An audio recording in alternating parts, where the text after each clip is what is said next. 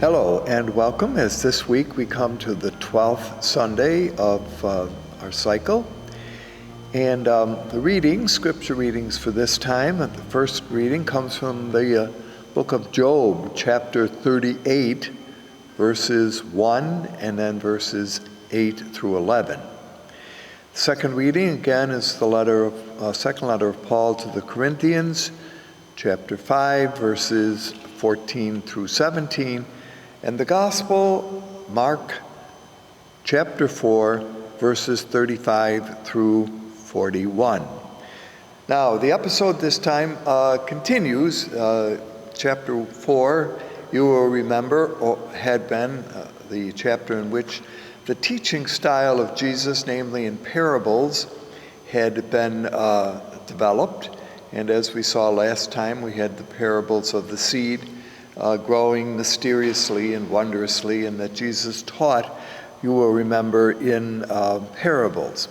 It now continues this chapter. Jesus says to his disciples, and apparently they were on the shore of the Sea of Galilee, that he would like them to get into a boat and they are going to cross over to the other side. Now, in the tradition here, keep in mind that the west side of the Sea of Galilee, or the Lake of Gennesaret, would be the side that belongs to the Hebrews, or the Jewish community. The east side, the other side of the sea, belongs to the Gentiles. So one of the patterns that will be and is developed in the Gospel of Mark is Jesus going back and forth a couple of times from the west to the east and then from the east to the west. And kind of literally or literarily drawing the two sides together. Keep in mind that this is a wonderful work of literature that Mark has developed here, as well as great theology with regard to Jesus and his teaching. The emphasis now in this chapter, verses that we're going to be looking at, has to do with the sea. After all, we call it the Sea of Galilee. Now, it certainly was a body of water that was well known to the Galileans. In terms of being a size, the Sea of Galilee is not all that big, but it was known, by the way, to have the possibility and the probability at times of violent storms suddenly arising in this water. Now, a couple of kinds of things to keep in mind. One is that water, of course, and that's one of the reasons we will look at this a little bit, why the book of Job is chosen here. Water had certain natural limits from one side to the other, or one body, depending on which you were looking at. But control of the water also was important. God was often, by the way, considered, and again we're analyzing a little bit this whole kind of phenomena as Mark remembers it, but the whole idea of water in general. After all, if powerful sources control the land, then could it not also be thought that powerful sources controlled water? God is often identified, you remember, in masculine terms as king, as father, as warrior, and as one who has control over the seas. So in this particular episode, Jesus tells his disciples to get in a boat and others with them to also get into a boat. So there are two boats here. One of the questions that would be raised here is, who is the them? Now, maybe the them would have been those who were considered to be, remember Jesus had said, to who are my brothers and my sisters, those who accept my word. So could some in the other boat be those who had accepted Jesus and therefore were considered as part of his family, that is, those who do the will of God. Now, that may also, some smile and say, may have included not only men, but also women. What happens is, we don't know, that boat disappears from the story that we're going to listen to. So I give all of that little kind of observation when one carefully notices what the text has said. Now, what is also considered is that those who are in powerful roles control the waters or control the seas. There are a number of incidences in the history of the times where powerful male rulers control the seas. So you had the Persian ruler named Xerxes, who was pictured as controlling the waters. You had the Seleucid rulers, one named Antiochus Epiphanes, who was considered to control the waters. And of course, the Roman emperors were considered to be, one of their titles, masters of the sea and of the land. And this title was given, keep in mind that these would have been rulers who lived in the era of Jesus and the first century world, titles given to Roman emperors who we would know by name: Julius Caesar, Augustus, Tiberius, Gaius Caligula, Vespasian, Titus, Domitian, all names of emperors during the first century who were called masters of the sea. So this is kind of an interesting analogy here, that control of the waters was important. Now, what does this mean, masters of the sea? Well, it meant that they collected any of the taxes that were put on the produce that was transported on the sea, that is, from land to land. And all of that is certain background that the sea here is going to illustrate that it is controlled by, or Jesus has the power from God to control the waters. All right, so a little bit of a background as to the importance of masters of the sea, and in this sense, the title, as we kind of put it together, belongs to Jesus. Now, what was also important here to notice is that the Mediterranean culture expects males to act and behave bravely, especially in the face of danger. Nothing should ever shake the courage of a man, and a public expression of fear would be considered to be shameful. So as Jesus and his disciples now cross from the one side to the other side of the Sea of Galilee, violent and sudden storm, which were common, as we mentioned, in this sea, arose. And certainly these men who were sailors and who fished it knew that these kind of things happened, and that they should yield to fear is shameful and could be potentially damaging to their honor status if it were ever made known. So that's the kind of background here. All right, so they can imagine it's dark, it's night, they're crossing the sea. Jesus is pictured as being asleep in the boat. Now, a little bit of background about the boat. We may have mentioned this before, but in the year 1986, when the Sea of Galilee was reclining for various reasons, because the sea is being used for water, and one of the feeders into the Sea of Galilee, one of the rivers that give the water to that sea, was being diverted in another direction. The actual size of the Sea of Galilee was shrinking. And what that caused to occur at one point in the sea was the discovery of the hull of a first century fishing boat.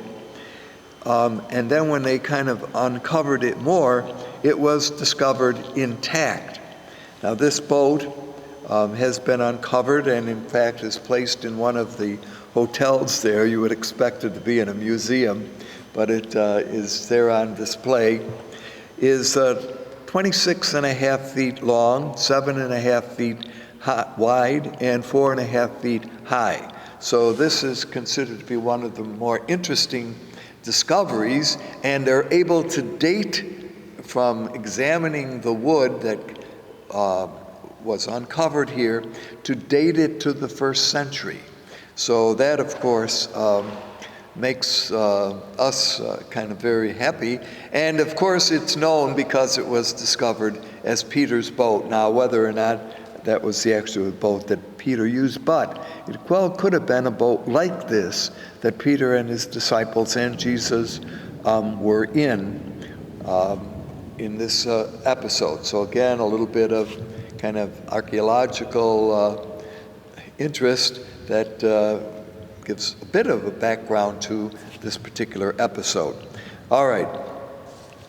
Now, one of the interesting points is that Jesus, as this episode is unfolding, is pictured as being asleep in the boat. Now, those who kind of look at it, remember we always look for patterns in the Hebrew Bible, the Old Testament, where similar accounts may be helpful. And so when we look here, one notices that there is a kind of interesting comparison or parallel to the story of Jonah. You remember that the Jonah story we have noticed on other occasions. As Jonah is fleeing, remember that he was called by God to go to the city of Nineveh, decided that he didn't want to do this and got in a boat which was going in the opposite way to a place called Tarshish. But as this was taking place, a storm arose in the boat that Jonah was in with the other sailors. So here now are interesting comparisons between this episode in Mark and the episode in Jonah. First of all, they both depart in a boat, okay? So Jonah departs in a boat, Jesus and the disciples in a boat. There is a violent storm at sea. Well, that happens in the story of Jonah. That happens here. That the main character is sleeping. Now, in the Jonah story, it is Jonah who is sleeping. In this story, it is Jesus who is sleeping. Then there are badly frightened sailors. So in the Jonah story, when this is happening, the storm is arising. They are pictured as throwing things over to try to straighten the boat. Here in this episode, the disciples are frightened and very scared. Then there is a miraculous stilling of the water once Jonah, in that story, is thrown overboard. Remember that in desperation, the sailors do not know what to do. Jonah says, well, you remember the problem that caused the storm to happen. Throw me over. They really don't want to do this. They try to save him, but in the end they can't, so they throw him over.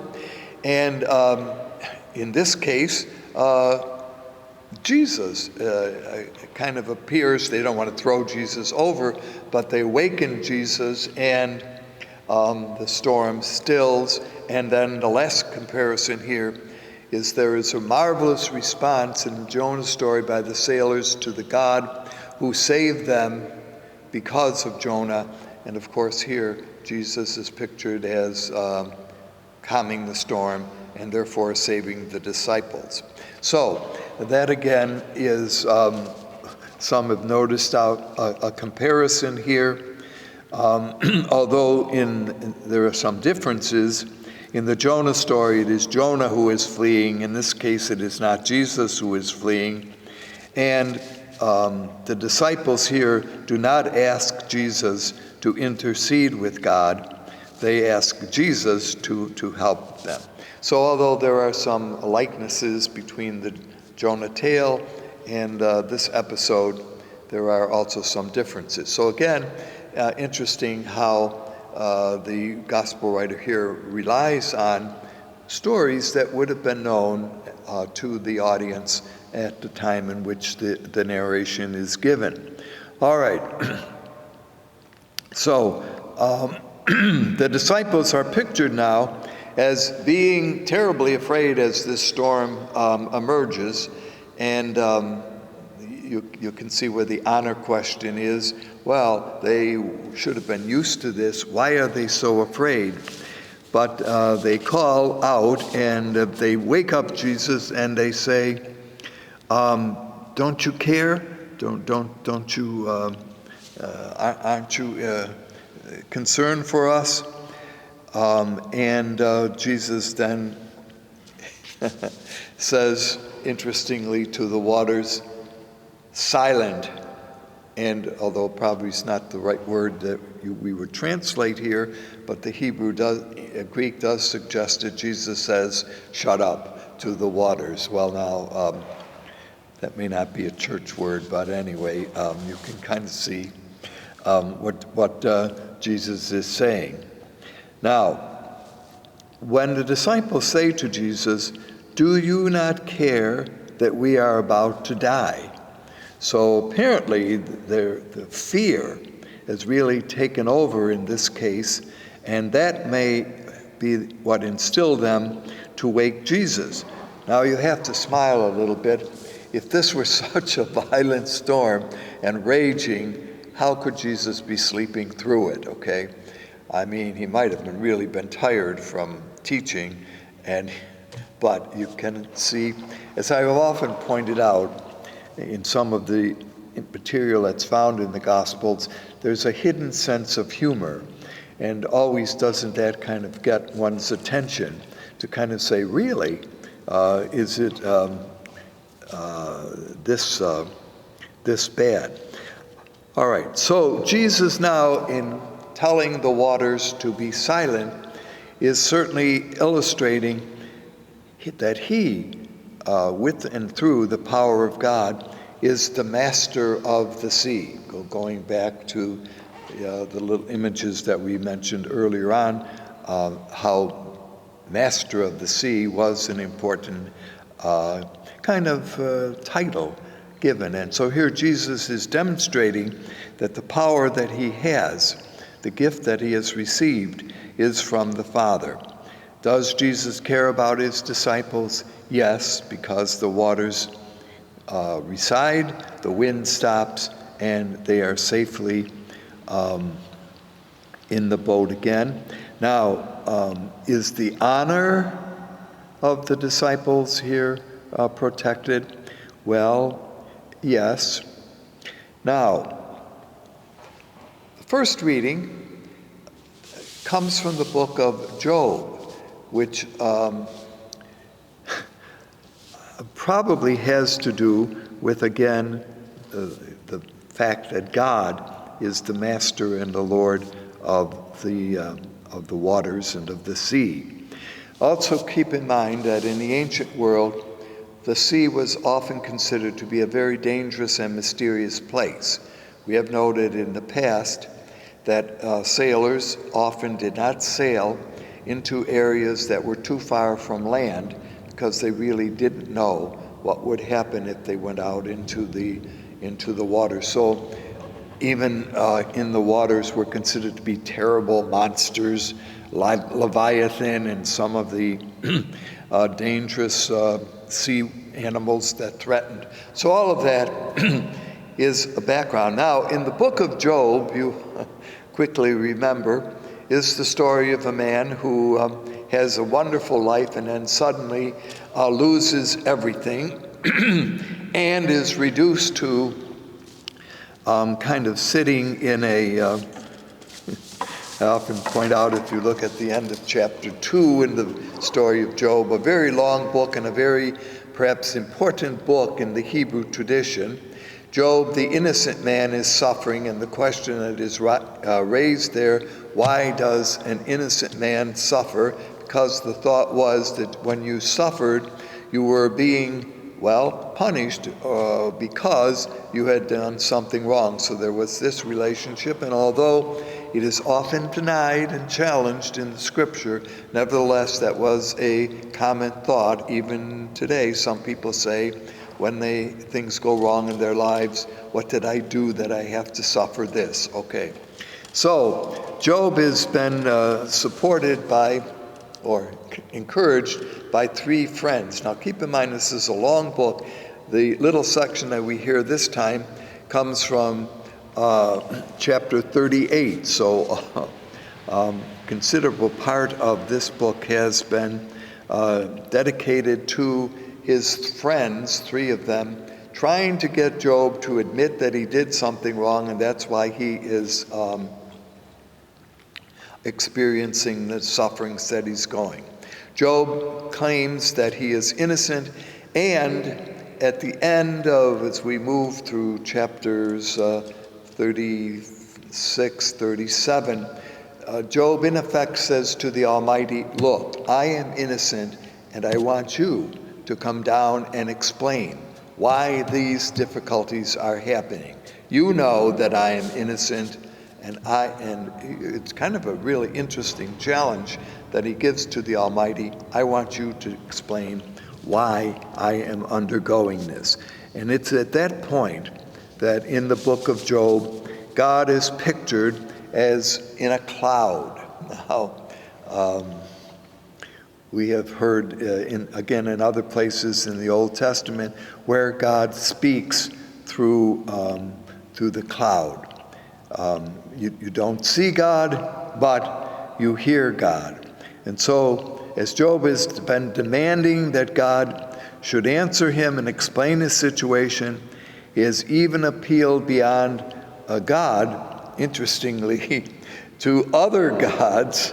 And that kind of puts things in an interesting situation, where God's reply now to Job as he speaks out of the cloud is this: what do you know about creation, Job? Now, he then points out to Job, look, when it came time to set the limits of the water, so here's where this episode is brought to our attention. Were you around? Do you remember when we decided that this is where the waters would end and where the land would hold it in? Were you there? Did we talk together? Did I discuss this with you? And what about the other aspects of nature? When we decided where the waters would kind of build up, where their presence would be seen. Were you there? Did we discuss this? So in other words, God here challenges Job in terms of his own power of binding up. He says, well, you of course can bind up and kind of put a newborn infant into swaddling clothes and kind of set limits for it. But how about the limits of the sea? Were you able to do this? Did you, interesting the phrase is used, set bars and doors as to how far the waters could go here and no further. So it is against this background that the majesty of God is revealed to Job, or brought to Job, that he can only smile or kind of say no, and he bows down to God and says, look, I've kind of talked about things that I really didn't know, but now I know because you have certainly reminded me of the fact of God's graciousness as being Lord of creation, of nature, but also of the sea. So I think that's why this theophany of God that appears in Job is brought to our attention. Now, God is controlled, and of course, we today might have a very different understanding about these things, But in the first century world, and even in the earlier world, the gods, or in this case God, is pictured as being controller of nature. And even today, sometimes we kind of talk in those terms, do we not? Sometimes when there is thunder and lightning, we say, well, why is there thunder? Because, and then we have a kind of pious little stories about thunder, the angels are bowling in heaven and stuff like that. Now, that kind of typology we probably would not be so aware of today, and certainly we know what lightning is and what produces it, but the ancients, again, attributed all of this to the power and to the majesty of God. Now, the disciples in the boat, once the waters are calmed, and Jesus, in this instance, by the way, there are a number of boat stories, and one of the things that one might notice here, in order to make this significant, when you look at this, now I know you don't have this in front of you, but if you look in verse 37, keep in mind we're looking at this chapter 4, in verse 37 says that it was a great storm. And then if you come to verse 39, after Jesus calms it, says that it was a great calm. And then if you go to verse 41, it speaks of the fact that the disciples had great fear. So interesting to make kind of the sense of, wow, this is really an event. Notice how we use the word great. So the storm is great, the fear is great, the result is, the calm is great. So again, a beautiful point perhaps that Mark pictures Jesus here as truly the master of the sea. Not on his own power, although certainly he is the one who does it. And God doesn't come out of the heavens to do this. Jesus does it. So it is partially also a revelation of Jesus as the divine Son of God. So throughout Mark's story, he kind of helps develop this. Now, as always in this gospel, the disciples are not so quick to kind of put, as we would say today, two and two together as to exactly what's happening, but they certainly are quite impressed. And this little passage ends with their saying, "Who is this who can even master the sea?" So what Jesus' action, in a certain way, remember that in this chapter we have been looking at parables, and parables are stories taken from real life that often end with, as we've pointed out, not so much an answer, but a question. So notice how this episode ends, where the disciples say, "Who is this?" So in a certain way, this whole episode of the sea could be considered to be, although there would be discussion and debate about this by those who interpret it here, a parable. And it would make sense that chapter 4 has been one that has been dealing with a parable. So here, the others, of course, were parables of the land. Now here you have a parable of the sea. And indeed, Jesus is wonderfully beginning to reveal to his disciples exactly who he is. So the question, notice, and that's how it ends, who then is this man who tells the sea to be silent, this man who has already condemned and defeated demons on the land, now takes care of whatever the powers of the sea and the water have. Who is this? Well, we certainly have an answer, do we not? It is the power and the gift of God in Jesus, that who is He. Thank you for being with us, and hope to see you again.